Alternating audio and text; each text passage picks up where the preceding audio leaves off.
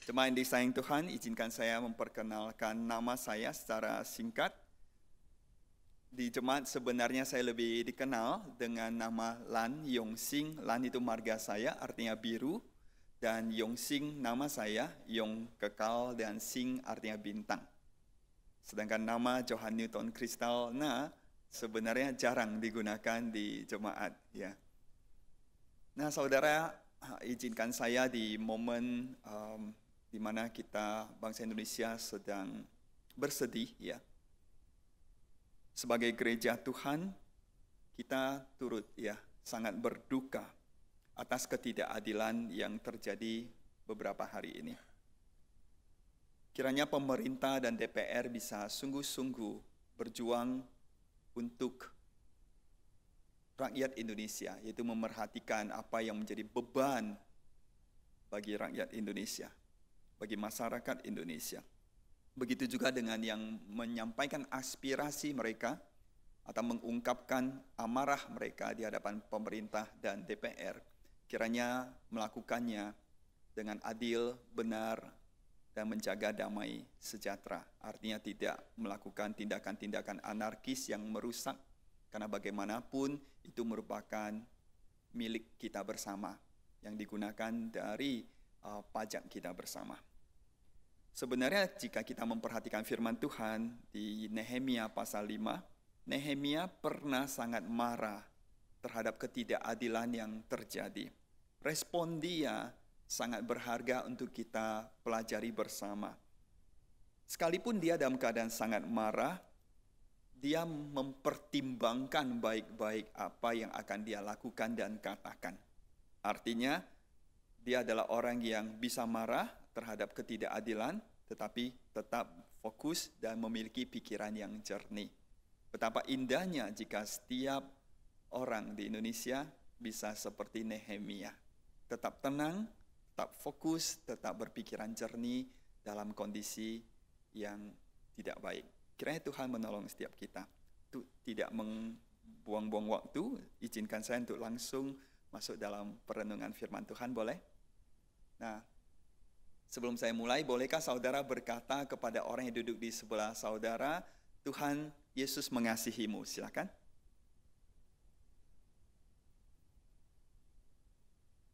Nah saudara yang disayang Tuhan, bayangkan saudara mendapatkan undangan untuk menghadiri sebuah pesta yang juga dihadiri mantan saudara. Mantan yang pernah menolak saudara, mantan yang pernah meninggalkan saudara. Apa yang akan saudara lakukan di dalam pertemuan tersebut? Akankah saudara berusaha menunjukkan kepada mantan saudara yang dulunya menolak saudara bahwa sekarang saudara jauh lebih bahagia, kehidupan saudara jauh lebih baik, lebih sejahtera dibanding dulu? Akankah saudara lakukan itu? Untuk menunjukkan kepada dirinya. Betapa saudara juga berharap jika ia bertanya kepada saudara di mana saudara tinggal sekarang. Saudara bisa menunjukkan betapa baiknya lokasi rumah tinggal saudara. Orang mungkin memuji kita, wah tasmu eksklusif, bagus banget ya, latest edition, keren banget. Mungkin orang memuji kita, wah kamu bisa foto bareng dengan tokoh ternama, kamu pasti spesial banget. Atau orang memuji kita, kamu bisa bekerja di perusahaan ini, kamu hebat banget. Di balik kekaguman orang selalu mengandung perasaan iri hati. Benar saudara? Kalau mau jujur, ya. Di saat saya masih anak-anak di sekolah dasar, kami selalu mengelilingi orang yang masuk sekolah, kemudian mengeluarkan kotak pensil ajaibnya. Setiap orang akan mengelilingi anak tersebut melihat kotak pensil ajaibnya, yaitu dengan banyak tombol di kotak pensil. Zaman sekarang nggak tahu masih ada nggak kotak pensil itu. Ketika ditekan tombol tertentu, maka pensil akan keluar. Tekan tombol berikutnya, penggaris keluar. Tekan tombol berikutnya, penghapus muncul tiba-tiba entah dari mana. Tekan tombol berikutnya, rautan pensil keluar. Semua orang sangat mengagumi kotak pensil ajaib yang bisa mengeluarkan barang-barang berharga hanya dengan menekan tombol. Bagi orang yang tidak memilikinya, hanya melihat kapanlah papa mamaku membelikan kotak pensil demikian untuk saya. Bagaimana? Saudara pernah punya pengalaman itu? Pernah ya? Mungkin kita merasa puas dari iri hati orang lain. Kita ingin orang iri hati pada prestasi kita, pada menu makan kita sehingga kita post di medsos kita makan apa, pada liburan kita. Tatapan iri hati orang mungkin membuat kita merasa puas. Apalagi kalau kita bisa dapatkan tiket konser yang sifatnya eksklusif. Kita merasa spesial ketika orang melihat kita, ketika orang komen, ketika orang likes, ketika orang memuji kita. Bahkan iri hati terhadap kita atas apa yang kita dapati. Tetapi kalau kita mau jujur, apa yang sesungguhnya kita harapkan? Apakah yang benar-benar kita harapkan adalah pandangan iri hati dari sesama? Sehingga orang lain melihat bahwa kita ini istimewa, kita ini sangat spesial? Apa yang sebenarnya kita cari? Apakah kita adalah orang yang sungguh-sungguh berhikmat ketika kita mengharapkan kekaguman dan iri hati dari orang lain? Apakah kita lakukan ini semua berdasarkan hati Tuhan? Firman Tuhan di Lukas 14 ayat 7 mengingatkan kita. Bagaimana cara memindahkan slide? Ada yang bisa bantu saya? Oke, thanks. Nah, firman Tuhan menunjukkan kepada kita bahwa melihat itu penting. Di satu sisi di dalam tempat makan di rumah, semua orang mengamat-amati Yesus. Kata yang digunakan adalah melihat dengan mata yang jahat, dengan hati yang jahat. Tapi di sisi lain, Yesus juga melihat. Kata yang digunakan adalah Yesus memperhatikan, Yesus menandai, dan dia menatap bagaimana orang-orang di tempat itu berebutan untuk mendapatkan tempat duduk kehormatan.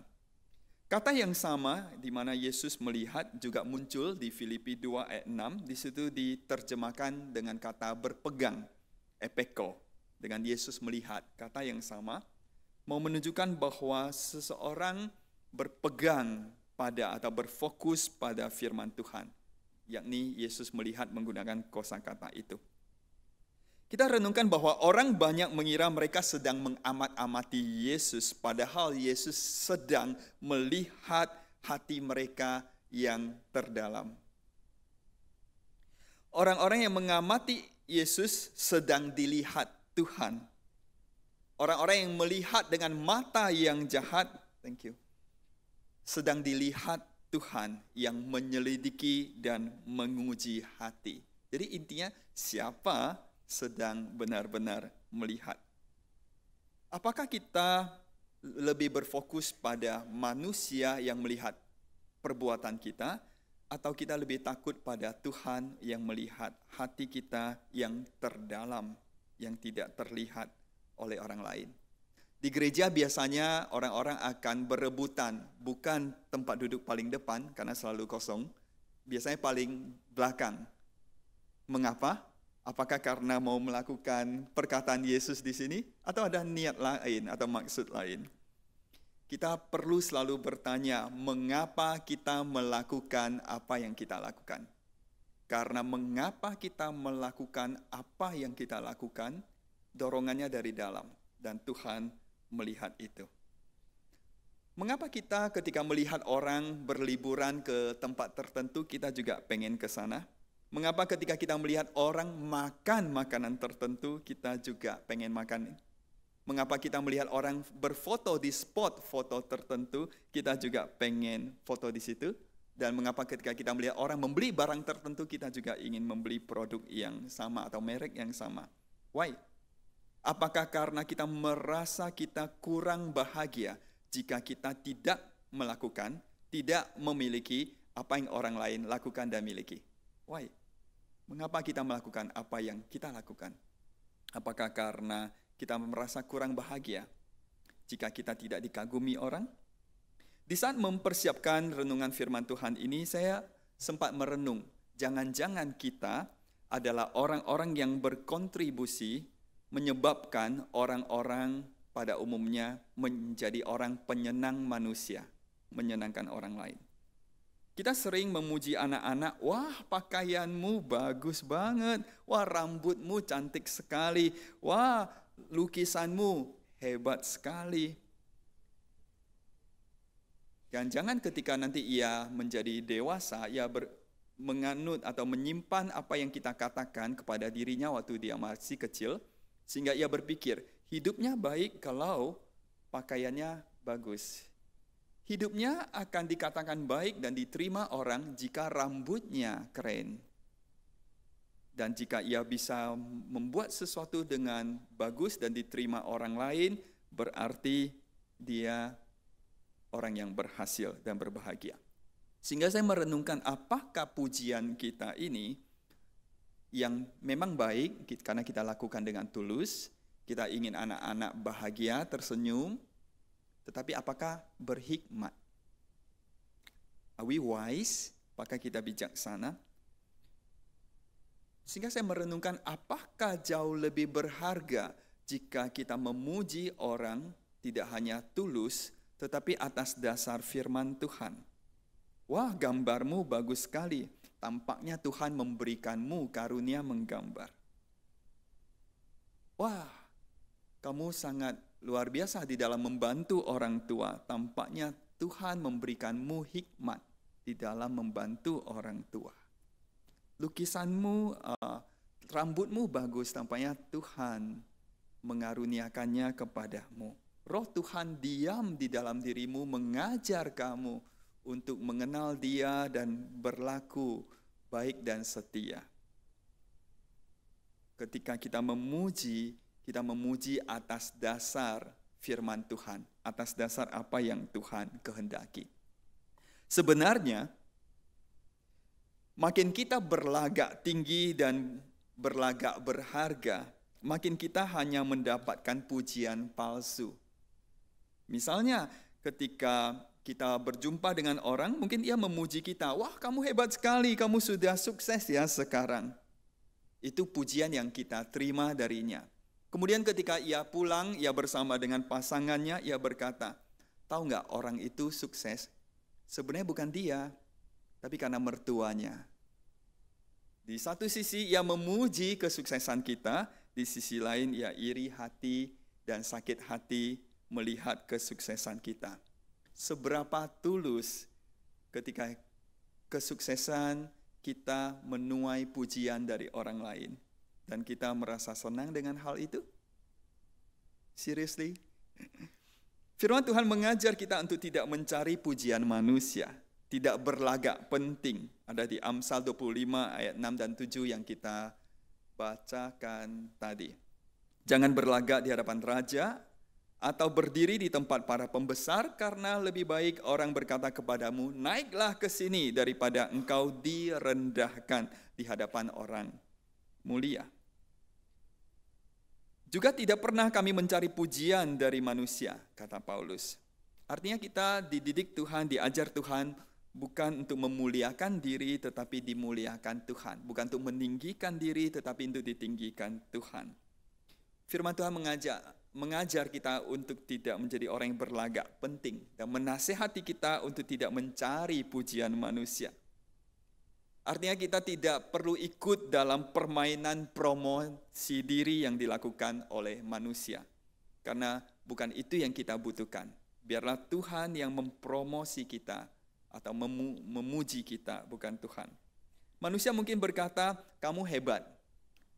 Tetapi apa artinya dibandingkan dengan jika Tuhan suatu hari berkata kepada saudara, anakku, aku bangga denganmu. Anakku, aku bangga denganmu. Pujian singkat seperti demikian dari Tuhan jauh lebih berarti daripada pujian manusia yang berkata, kamu hebat, kamu sukses. Jika demikian, apakah kita tidak boleh menikmati tas kesukaan kita, lipstik favorit kita, atau mobil yang memberikan kita kenyamanan untuk mentransport kita dari satu tempat ke tempat yang lain? Firman Tuhan di Pengkhotbah 5 ayat 9 mengajarkan, sesungguhnya aku tidak sering mengingat umurnya, karena Allah membiarkan dia sibuk dengan kesenangan hatinya. Coba tanya kepada orang yang duduk di sebelah saudara, berapa usianya sekarang? How old are you now? Semoga dia lupa jawabannya. Mengapa? Kalau dia lupa jawabannya, dia lupa sekarang usia saya berapa ya? Kalau dia harus hitung-hitung dulu, artinya dia adalah orang yang tidak mengingat umurnya, karena Allah membiarkan dirinya sibuk dengan kesenangan hatinya. Tuhan membiarkan dia menikmati di dalam kesenangan yang berkenan di hadapan Tuhan, sehingga orang tersebut lupa, sekarang usia saya berapa ya? Tidak setiap orang berlibur, berbelanja, memberi produk tertentu karena ingin pamer atau flexing. Tidak setiap orang demikian. Setahu saya ada orang-orang yang mereka tidak memiliki banyak pakaian, pakaiannya sedikit tapi bagus-bagus. Mengapa? Karena dia lebih memilih pakaian sedikit tetapi tahan cuci, tahan lama, nyaman dipakai dibanding jumlahnya banyak tapi nggak jelas makainya. Tapi tujuannya simple, untuk kenyamanan dirinya, tidak ada kaitannya dengan dikagumi orang, tidak ada hubungannya dengan dipuji orang atau dilihat orang, karena itu tidak penting baginya. Jadi kita mesti fair juga ketika kita merenungkan bagian firman Tuhan ini, bahwa tidak setiap orang ingin dikagumi orang, tidak setiap orang ingin dipuji orang, hanya karena dia mengenakan tas tertentu. Padahal itu dia hanya nyaman menggunakannya dan dia tidak pamer. Yang manakah kita, saudara? Rabbi Edwin Goldberg ya, dalam bukunya Saying No and Letting Go, dia menyampaikan bahwa manusia tidak menjadi lebih bahagia dengan memiliki lebih. Manusia akan lebih berbahagia jika ia bisa bersyukur kepada Tuhan bahwa segala sesuatu yang ia miliki merupakan pemberian Tuhan. Dia mengajarkan juga we have to eat less. Kita perlu makan lebih sedikit. Kita hidup di zaman di mana kita lupa akan perasaan, akan rasa lapar. Saudara masih ingat rasa lapar seperti apa? Kadang kita lupa karena kita sering makan sebelum lapar. Sehingga kita lupa lapar itu seperti apa ya? Karena kita tidak mengalaminya lagi. Dia juga menasehati bahwa setiap kali kita membeli pakaian baru, pastikan ada pakaian lama yang kita hadiahkan kepada orang lain. Dia juga menasehati jika bisa, setiap orang memiliki 52 days atau 52 buy nothing days selama 1 tahun. Ada 1 hari dikhususkan untuk tidak berbelanja. Artinya hari tersebut kita tidak membeli apa-apa, termasuk makanan. Ambil dari kulkas. Nah, Tuhan bisa membiarkan seseorang sibuk dengan kesenangan hatinya, sehingga ia lupa akan usianya. Jika kita perhatikan Mazmur 112 yang kita bacakan tadi, berkat Tuhan bagi orang benar itu, yaitu orang yang takut akan Tuhan, orang yang sangat suka akan perintahnya, itu cukup banyak ya. Tuhan memberkati keturunannya, Tuhan menyediakan harta dan kekayaan di rumahnya. Bahkan orang fasik ketika melihat orang-orang yang berkenan di hati Tuhan ini, orang fasik sakit hati, merasa tersinggung, melihat mengapa orang-orang demikian diperhatikan Tuhan, dijaga Tuhan, diberkati Tuhan.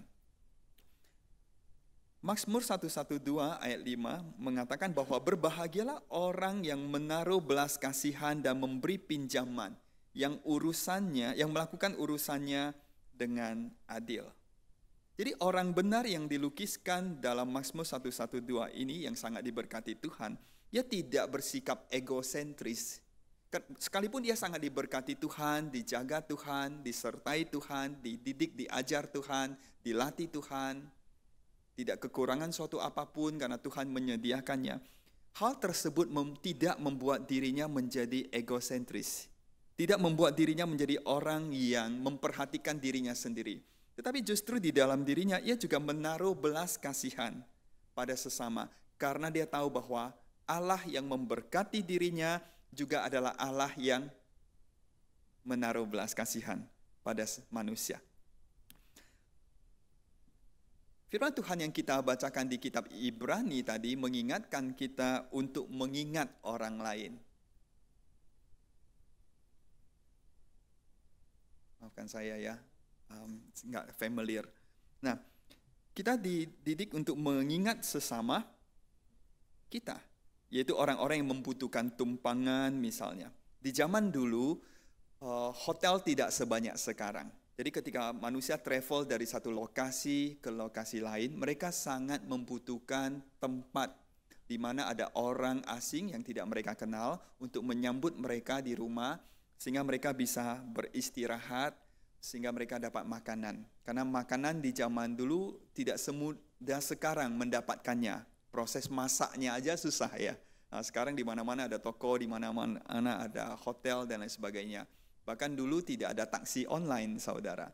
Jadi travel itu sangat melelahkan secara fisik terutama dan tidak mudah.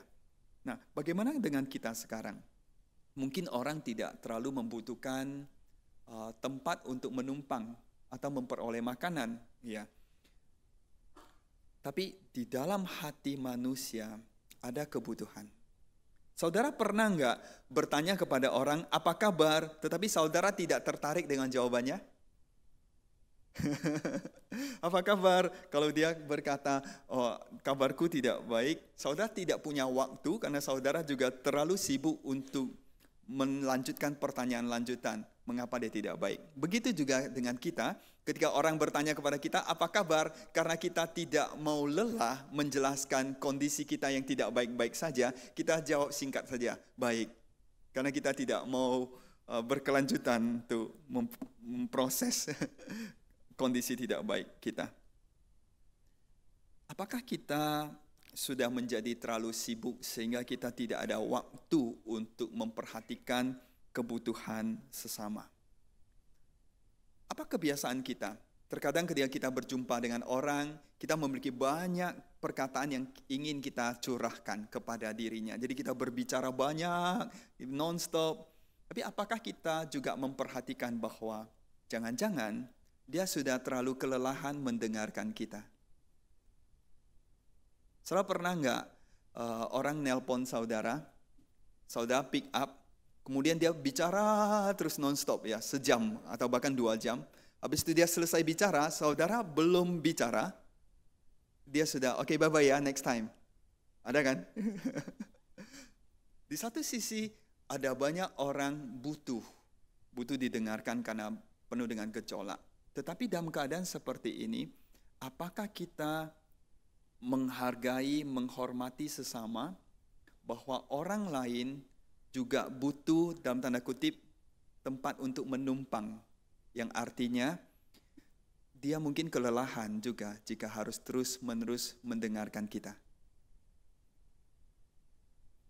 Mungkin dia nggak ada tenaga, energi untuk terus-menerus mendengarkan keluh kesah kita yang sama ceritanya dari minggu ke minggu. Tidak pernah berubah dari tahun ke tahun. Kadang kita perlu peka, perlu sensitif juga ketika kita melihat orang lelah. Mungkin kita perlu mengakhiri percakapan kita sehingga ia dapat beristirahat. Di dalam konteks gereja, tindakan sewenang-wenang terhadap sesama itu seperti apa? Kadang-kadang bentuknya adalah meminjam uang tetapi sengaja tidak ada niat untuk mengembalikannya. Saya tidak bermaksud untuk menyinggung siapa-siapa di sini ya, karena saya nggak kenal siapa-siapa. Jadi fair. Di dalam kehidupan kita, apakah kita di satu sisi memberi perhatian kepada orang yang mengalami tindakan sewenang-wenang, atau sebaliknya kita malah menjadi orang-orang yang melakukan tindakan sewenang-wenang terhadap sesama kita, tanpa kita sadari atau kita menyadarinya. Yang menarik perhatian adalah ketika kita perhatikan kitab Ibrani bicara soal mengingat sesama, mengingat yang susah dan lain sebagainya. Dia tidak berakhir di situ. Saudara, apa gunanya jika pasangan hidup kita, dia selalu mengingat orang-orang yang susah, orang yang berkeluh kesah, dia dengarkan, orang yang butuh makanan, dia berikan makanan, orang yang butuh perhatian, dia memberikan perhatian, tetapi dia tidak pernah memperhatikan kita, pasangannya. Firman Tuhan memasukkan ke dalam situ untuk memberi perhatian pada pasangan juga. Wow, apakah kita hanya memberikan perhatian kepada orang lain dan melalaikan pasangan kita sendiri yang juga butuh perhatian?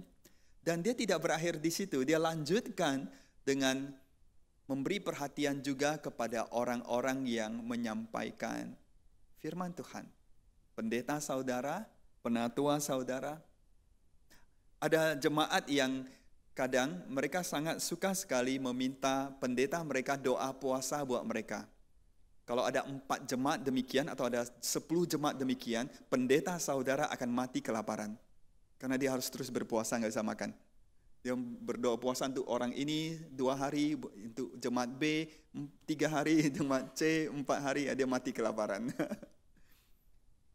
Firman Tuhan mau mengajar kita bahwa memberi perhatian juga kepada orang-orang yang ada di sekitar kita, yang dekat dengan kita.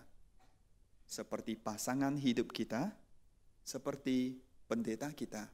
Dalam hal ini pendeta saudara yang saat ini mungkin sedang bertugas di luar ya. Bukan hanya dia yang terus-menerus memberi perhatian kepada saudara, tapi saudara juga memperhatikan, mengingat dia. Ini bukan titipan ya, karena saya juga nggak kenal dekat dengan pendeta saudara.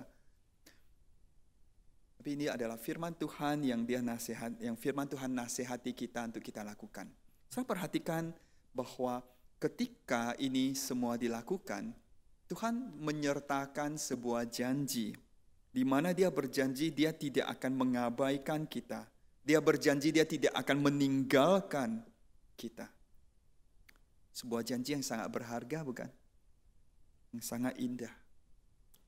Lukas 14 ayat 14 mengatakan, engkau akan berbahagia karena mereka tidak mempunyai apa-apa untuk membalaskannya kepadamu, sebab engkau akan mendapat balasannya pada hari kebangkitan orang-orang benar.